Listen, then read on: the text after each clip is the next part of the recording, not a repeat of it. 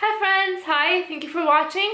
My name is Mia and this is My Virtual Vanity, a place where we both love makeup and we're quite critical of it. Here on this little channel of mine, I aspire to be a makeup lover but also a critical consumer. You'll find anti-hauls, critical video essays, aesthetic and art inspired shop my stash videos, and overall I'm just trying to have a good time with y'all. This video is going to be a whole roast with a side of potatoes of the worst makeup releases of 2021, and I'm happy to say that it's a collab with my friend Abby Williamson here on YouTube. I've admired Abby for a long time, and then I had the joy and the privilege to befriend her. I basically shit posted my way on Twitter to becoming her friend, more or less, or I think that's how it kind of happened.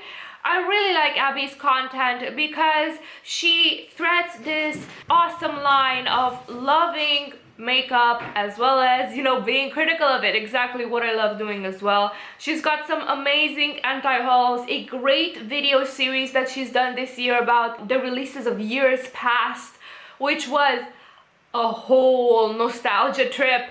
So good. And she also does other various topic videos like anime, music. I really can't recommend her content enough, so go check her out. Preferably right now, I can wait.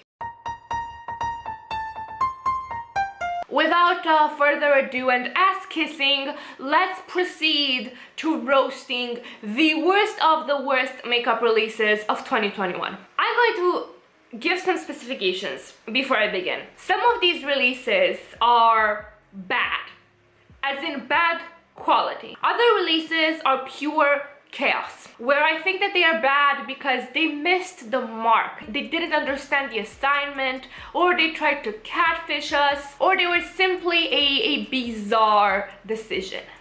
If you like any of the products here, honestly, you do you. Feel free to tell me to go fuck myself. I'm not going to tell you what to do in your life, Let's begin with a brand that had nothing but the audacity. This MAC with Sims collaboration was truly cursed. It was the worst example of corporate greed and corporate execs thinking that their consumers are complete and utter idiots. Why do I say that? It's because this is actually a repackaged palette. They took an older palette that has been in their collection for literal years and slapped the Sims logo on it, and then dished it out to us as if it's something new. Why this is particularly insidious is we in the makeup community are more or less fine, because we tend to know what has been released, we tend to remember past releases, we are familiar with the makeup landscape, right? For us, it's just an insult. For the average makeup consumer that maybe visits a MAC store or a Sephora once a year for a lipstick and a palette, it's downright predatory. It is the epitome of corporate greed to try to trick your consumers into buying something just because it has a different name on it. If the average makeup consumer that likes Sims comes across this palette, it is a high chance that they have no way of knowing that this is repackaged, and they will probably buy it. And MAC has successfully scammed them. They didn't issue a statement, they didn't issue an apology, nothing. They simply had the audacity to lie to our faces about it. And it's a pity because usually I like MAC, I like what they're doing, but this was not it.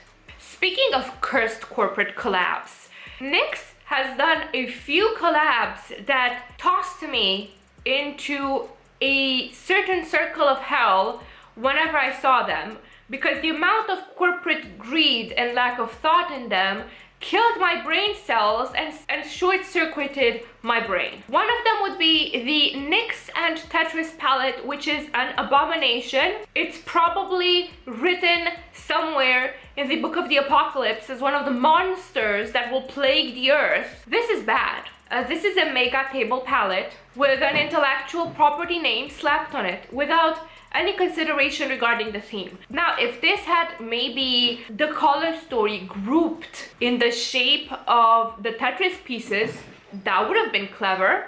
But as it is, they basically tossed M&Ms on a table, came out with that color story based on that. After that, they slapped the Tetris logo, a couple of cute graphics, and they called it a day, and that was it. Another similarly awful collab is the collab with Casa de Papel, which, as far as I'm aware, is a TV show that has nothing to do with makeup. You know what, let me just Google it.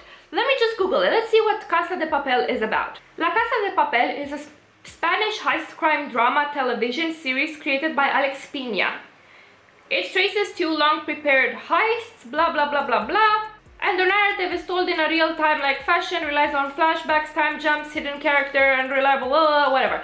So it's basically a heist TV show that collaborated with the makeup company to come out with makeup. At this point, I have to wonder if these brands are creating these collaborations by extracting a report of all popular TV shows and intellectual properties and movies and whatever, putting them in a randomizer, and then after it gets put in a randomizer, a little machine spits out the choice of the flavor of the week for the collaboration. I get it if it's like an intellectual property that dealt with fashion or with makeup or whatever. But a thriller heist TV show collaborating with a makeup why? The Gucci Flower palette is something that I put in the category of rich people shit. Because it may be objectively okay, but it doesn't excuse the price point. And that's why I'm saying that this is one of the worst releases. Because they are asking for a lot of money for plastic packaging for probably mediocre to okay eyeshadows. Aside from the fact that it says Gucci on it, I have to wonder, where is the luxury? If you're giving me a plastic packaging with the interior so poorly designed that there's a lot of free space, with the shadows that are not great, not terrible, you know, they're fine, why are you asking for Gucci prices for it? Because that is like me taking an H&M shirt, writing Gucci on it, and then asking for Gucci prices. Like, I have my beef with Pat McGrath and Natasha Denona prices as well, but at least the packaging is heavy. At least the packaging is luxurious, at least it's well designed, it's well thought of. At least they're trying to give us an experience. They're trying to, you know, as Romanians say, they're giving us a beautiful lie. Gucci isn't even trying. I think Revolution is trying to multiply and take over the world like some sort of plague. And it reminds me of the sci-fi trope of plagues, either biological or made of nanites, that breach containment and then slowly start swallowing the world whole. Because they and Colourpop have been at this breakneck race to release the most bullshit in the least amount of time, but the latest collaborations that they have done have been nothing short of ridiculous. They have done 4 Friends collaborations, which, okay, the first one was fine, cutesy, but how many collaborations can you make with a TV show from the 90s to suck out the last drop of nostalgia out of your customers? They get repetitive, they get boring, there is no thought behind them. They took a bunch of symbols, they took a bunch of names, slapped them on it 4 times over, and they're still expecting people to give them their money. Then the Bratz collaboration, which, mind you, wasn't that bad of an idea. Bratz are a brand of dolls that are highly fashionable, great makeup, so it made sense. I was kind of intrigued to see how they were going to pull this off. And they came out with the ugliest palettes known to man, with the weirdest shape, and maybe the shape wouldn't have been that bad, but every single review that I have seen from people that I trust on YouTube roasted these for being bad quality. So you are trying to profit off nostalgia of people that are my age or older, maybe slightly younger, you know, younger millennials, or people that are just getting into collecting dolls, brats, whatever, but then you give them complete crap. And I know Revolution can make good quality makeup. I've tried some stuff from them that was really good, but they really dropped the ball with this one. Good concept, shit execution. I would have loved seeing them make maybe smaller palettes based on the individual dolls, like quads based on each doll. I think that would have been super cute, with some lip and cheek products. I think that some kits like that would have been more intriguing and unique rather than these weirdly trapezoid table palettes. Another in the category rich people shit is the Hourglass curated singles. I don't know, artist curator, I don't know what the name is. I think I was so pissed at the audacity that my brain just erased that information. But basically what happened is that Hourglass announced that they were coming out with magnetic singles. I first saw the shape of the singles and it looked very pretentious, but that's not necessarily a problem. Some people enjoy that aesthetic, and if it's done right, I enjoy that aesthetic as well. And then the prices came out. I want you to realize that Hourglass was asking $30 for one eyeshadow single. For reference, eyeshadow singles from Urban Decay are close to $20. From major indie brands, you can have anything between $3 to $6 to $7. European indie brands usually price them at $5, $6. And then you've got maybe multi-chromes that start getting in the $20 price range. But Hourglass was asking for simple shimmers, simple mattes, $30. And I have to ask, if I buy a single shadow for $30, does it give me a massage? Does it deliver me food? Does it give me therapy? Does it align my planets, cure my depression, release my blocked chakras? Like, what does it do for $30? And understand wanting to buy luxury makeup. I have been on the occasion a bougie bitch myself. It's the experience of having something luxury, right? But for $30, that's highway robbery. It's highway robbery. So this is why for me, this is one of the worst releases. Something that I really wanted to be good is the Urban Decay Cyber Palette. I'm not saying that this is necessarily bad quality. I'm saying that this was a catfish in the worst. So Urban Decay gave us this amazing slice of the astral plane packaging, and they tooted their own horns that, oh my god, magical duochromes, oh my god. And then they give us nothing. The duochromes are subpar compared to other cheaper indie brands, duochromes, or even duochromes from known brands at this point. And the mattes are fine. It's the same Urban Decay formula that was in the early 2000s. And that's what makes me sad. Not necessarily that they're not catering to me, because I understand that the everyday consumer doesn't want a huge bright duochrome, and they don't want multi-chromes, and they just want something easy and pretty, right? But don't lie to my face and tell me that you're giving me magic on the lids if you're just going to give me the same old Urban Decay. Manage expectations. So this one is on the list because it was a catfish. I'm mad. I'm mad at the false advertising. Speaking of Urban Decay Eternals is another cursed corporate collaboration.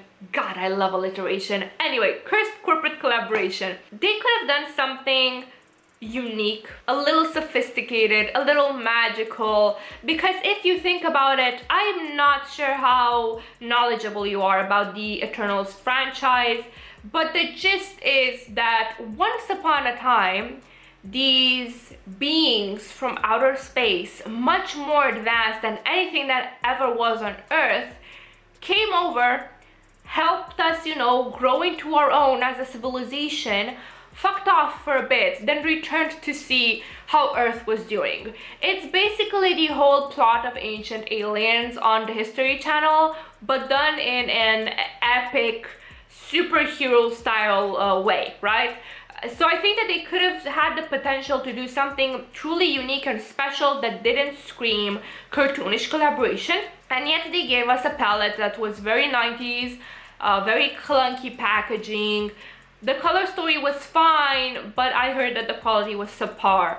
So this makes the list because it had so much potential and yet it failed to achieve it. Bite Cream blushes.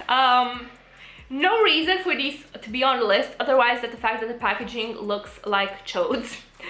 They look like tiny dicks. I'm sorry, call me dirty-minded, but it's true. They literally look like...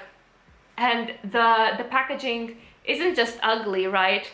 It's a very unfortunate shape because you will have product trapped there and you will not get all of it out, which is annoying because these are not drugstore prices. At mid-range or high-end prices, I expect to be able to get the whole product out of the packaging. It's the least you can do for me if I'm giving you that much of my money for essentially colored cream. MAC and Cruella, like I don't know what possessed MAC. It's not necessarily the idea of it, but rather the execution, because this is truly cursedly chaotic. The arrangement of the shadows there gives me anxiety. Never mind the color story, which, you know, is a subjective taste. But why are you trying to short-circuit our brains with such a random arrangement? It literally looks like my ADHD corner of the house where I throw things out to die so I forget that they exist. It's just very disorganized. Another weird palette is this Hot Topic Blockbuster palette. As far as I'm aware, isn't Blockbuster like a videotape or movie rental place in the US? Why are they doing a palette based on that? And why is it so ugly? This literally killed some of the cells in my eyes. I think I saw them bleed blood a little. But it also might be because I'm blind as a bat and I spend the majority of my day in front of the computer. So, you know, your mileage may vary, but it's ugly, period. Listen, it pains me to put something of Fenty's on the list because Fenty, credit where credit is due, they took the makeup community by storm. They brought out so many beautiful products, so many innovations. They basically rewrote the rules on how an inclusive foundation should be at a popular level. And then in the middle of a, you know, a panini, pamplemousse, a pomelo, whatever you want to call it, they came out with this lip gloss in a little tub that you're supposed to keep dangling from your purse like a little catch-all for germs and reapply with your hands, you know, wherever you were in the middle of a germ-filled, you know what, because I don't want to get demonetized. Listen, I'm all for applying makeup with your hands. If you watch any of my get ready with me's or tutorials or whatever, I apply liberally with my hands, eyeshadow, gloss, lots of stuff, right? But not on the go, not when you exit the house to the hellscape that is modernity today and you encounter all sorts of bacteria and germs. You do not go around, grab the little Fenty tub from your bag and just dip your germ-filled finger from public transport or your car steering wheel and dab it all over your lips. Not in these current times, baby. Really bad idea. So this has been it from me, guys. This has been my list of the worst makeup of 2021. A lot of collaborations because corporations be greedy. These are our modern times and this is the cross that we must bear, being attacked left and right for our wallets by people trying to use nostalgia and feel-good feelings against us. Please don't forget to go check out Abby's video. I love her channel. I can't recommend her enough. If you're feeling up to it, Please leave a comment down below telling me what you think was the worst release of 2021. And if you enjoyed this video, please like, maybe subscribe, and I'd love to see you the next time. Thank you so much for watching. Please don't forget to have a wonderful morning, evening, second breakfast, third lunch, whatever it is you're from. Bye!